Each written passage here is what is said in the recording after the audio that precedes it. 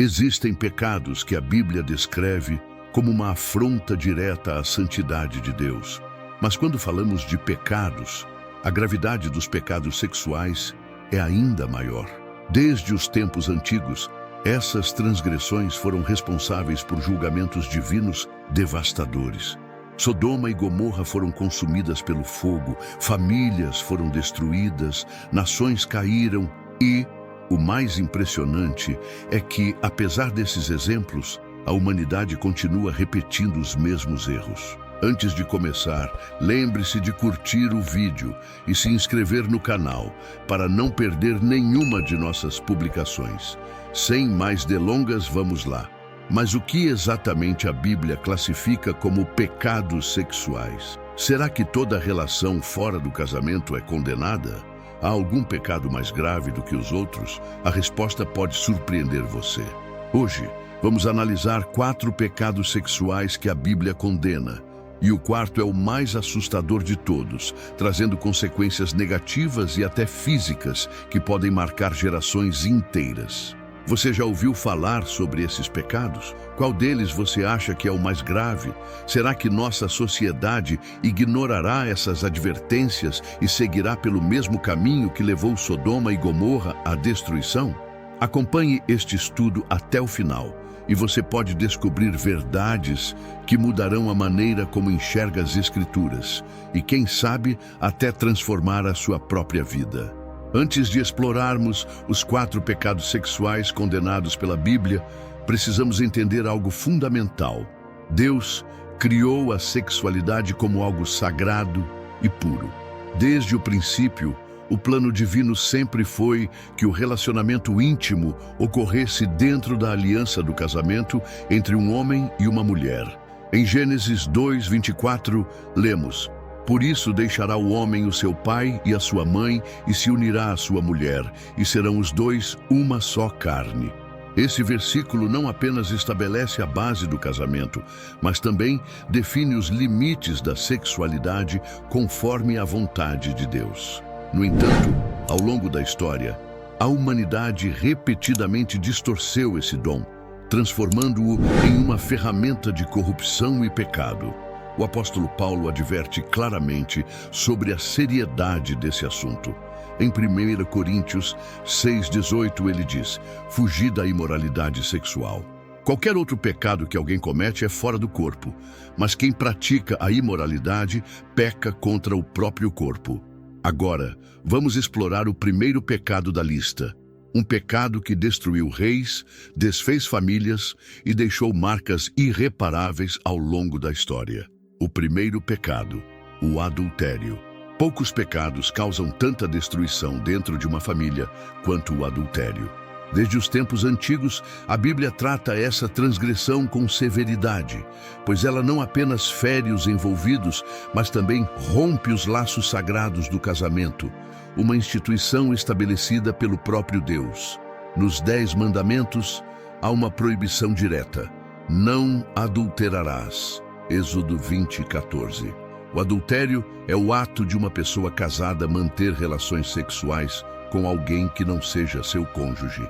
Mas Jesus elevou ainda mais esse padrão moral ao dizer que até mesmo o desejo impuro no coração já é adultério aos olhos de Deus. Em Mateus 5:28, Jesus diz: "Eu, porém, vos digo que qualquer que olhar para uma mulher com intenção impura no coração já cometeu adultério com ela." A Bíblia está repleta de exemplos que mostram as terríveis consequências desse pecado. Um dos casos mais marcantes é o do rei Davi, que se envolveu com Batseba, esposa de Urias. O que começou com um desejo levou ao adultério, depois ao engano e culminou em assassinato. Como resultado, Davi enfrentou graves consequências em sua família e em seu reino. Mas por que o adultério é um pecado tão grave? Primeiro, porque destrói famílias. A confiança é quebrada e muitos lares nunca se recuperam desse abalo. Segundo, porque traz juízo sobre o pecador.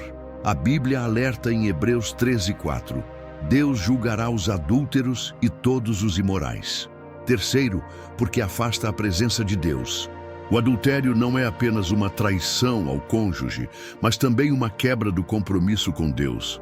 Porém, há perdão para aqueles que verdadeiramente se arrependem. Em João 8, Jesus perdoou a mulher pega em adultério, mas deixou um aviso: vá e não peques mais. Agora, seguimos para o segundo pecado sexual condenado pela Bíblia, uma transgressão que se tornou cada vez mais comum e aceita pela sociedade moderna. O segundo pecado, a fornicação. Se há um pecado que se tornou amplamente aceito e até incentivado nos dias de hoje, é a fornicação.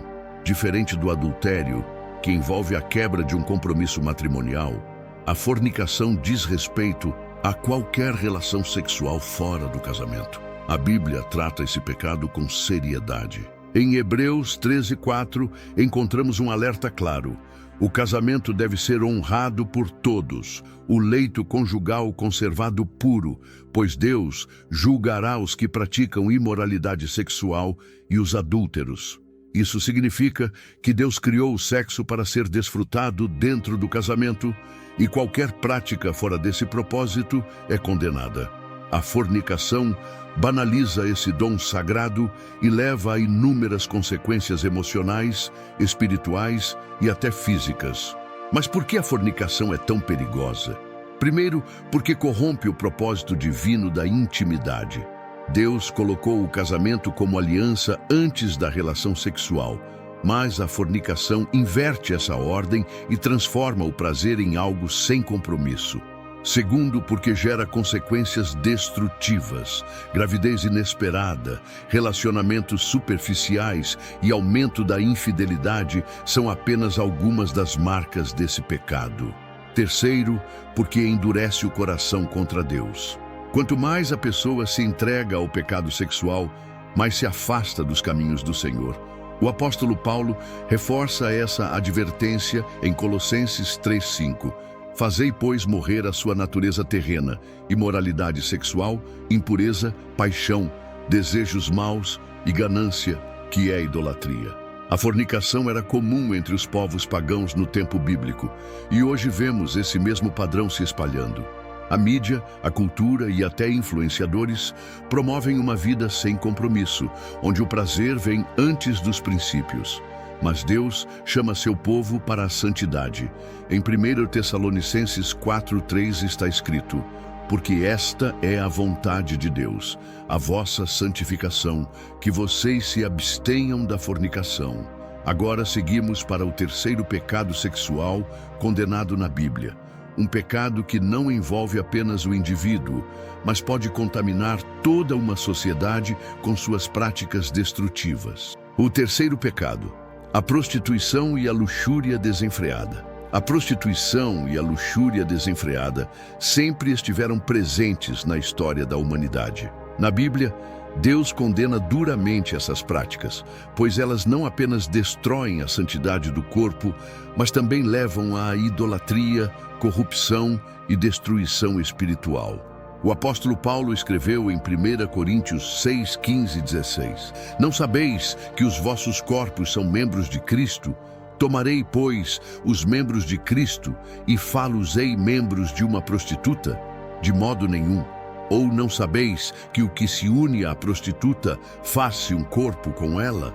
Esse versículo deixa claro que o ato da prostituição vai além do físico.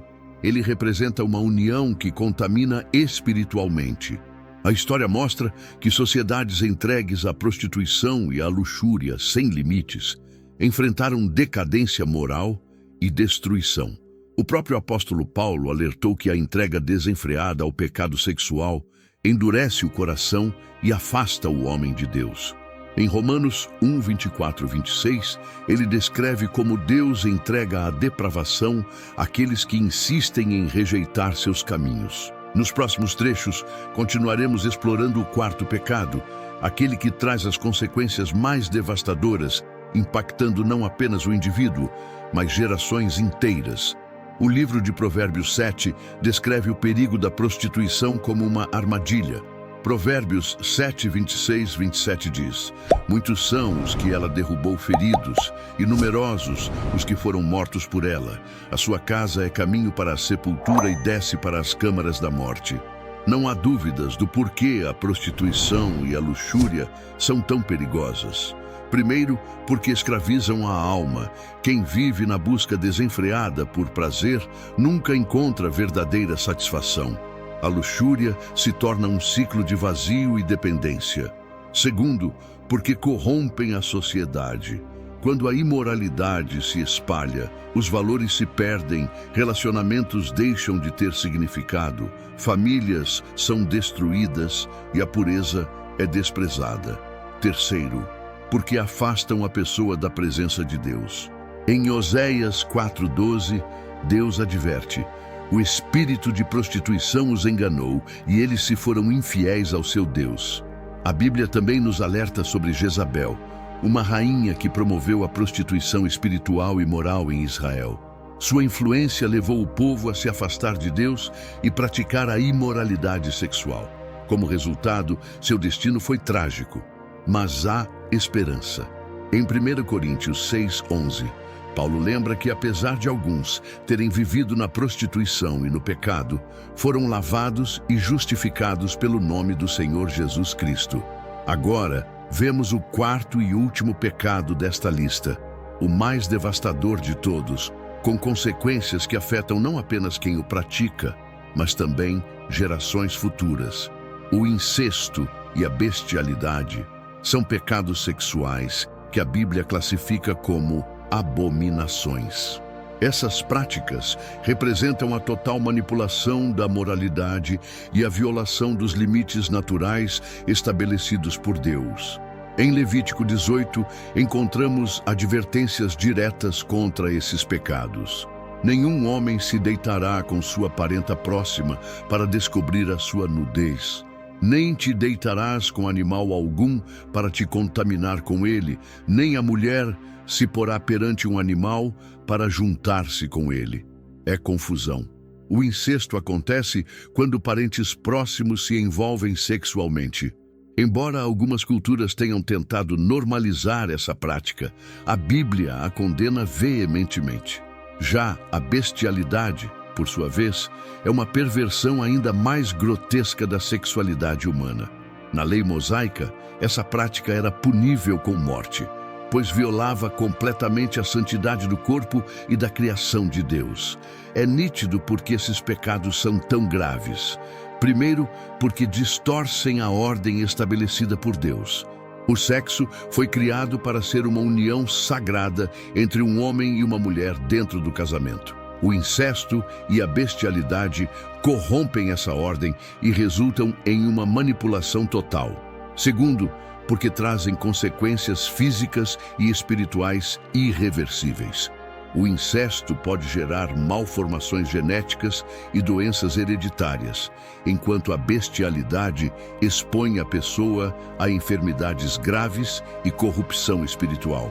Terceiro, porque atraem o julgamento divino. Em Deuteronômio 27, Deus declara maldição sobre aqueles que se envolvem nessas práticas, mostrando que são pecados detestáveis aos seus olhos.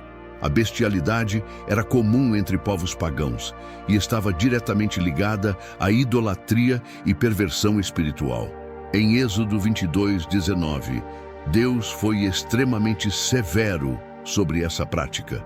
Quem tiver cópula com um animal será morto. Já sobre o incesto, a Bíblia nos dá exemplos trágicos e suas consequências importantes. Lembremos das filhas de Ló. Após a destruição de Sodoma e Gomorra, elas embriagaram o próprio pai para manter relações com ele. Como resultado, deram origem a dois povos inimigos de Israel, os Moabitas e os Amonitas.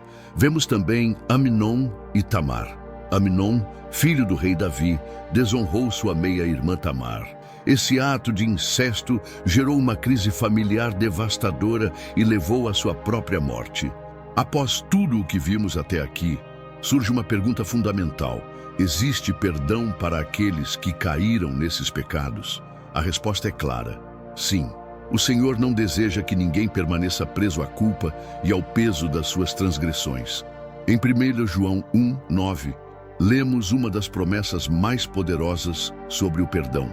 Se confessarmos os nossos pecados, Ele é fiel e justo para nos perdoar os pecados e nos purificar de toda injustiça. Isso significa que qualquer um que verdadeiramente se arrepender pode ser restaurado por Deus.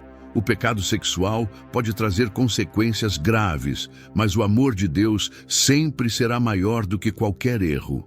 Jesus nos deu o maior exemplo de graça ao lidar com aqueles que caíram nesses pecados. Quando uma mulher foi pega em adultério e levada para ser apedrejada, os líderes religiosos esperavam que ele a condenasse. Mas ao invés disso, Jesus disse: aquele que dentre vocês estiver sem pecado, seja o primeiro a atirar pedra contra ela. Pouco a pouco, todos foram embora. Então, Jesus olhou para a mulher e disse: eu também não te condeno. Vai e não peques mais. Esse é o verdadeiro chamado de Deus. O perdão, mas também a transformação de vida. O perdão não significa que podemos continuar no pecado, mas sim que recebemos uma nova chance para viver de acordo com a vontade de Deus. A restauração completa acontece quando decidimos abandonar o pecado e buscar uma vida guiada pelo Espírito Santo. Em 2 Coríntios 5,17 está escrito: assim que, se alguém está em Cristo, nova criatura é. As coisas velhas já passaram, eis que tudo se fez novo. Isso significa que não importa o seu passado, Deus pode escrever uma nova história para a sua vida. À medida que exploramos os 4 pecados sexuais mais condenados pela Bíblia, uma questão permanece. O que essa mensagem nos ensina sobre os dias em que vivemos? A história se repete. Assim como nos tempos de Sodoma e Gomorra, o mundo atual tem normalizado práticas que a Bíblia condena. A imoralidade se tornou entretenimento, a fornicação é tratada como algo natural e os limites estabelecidos por Deus são cada vez mais ignorados. Mas a palavra nos adverte em Isaías 5:20: ai dos que ao mal chamam bem e ao bem chamam mal, que fazem das trevas luz e da luz trevas. Mas e você? O que acha sobre esses pecados? Será que nossa sociedade tem ignorado as advertências da Bíblia? Você acredita que o mundo caminha para um novo julgamento divino? Por fim, se este estudo tocou seu coração ou o ajudou a refletir, considere compartilhar esta mensagem para que mais pessoas possam conhecer a verdade da Palavra de Deus. Se este conteúdo foi útil para você, peço que apoie o canal se inscrevendo para não perder nenhum dos nossos próximos vídeos. Juntos, podemos iluminar mais mentes e aprofundar nosso entendimento. Agradeço por sua presença e que Deus o abençoe.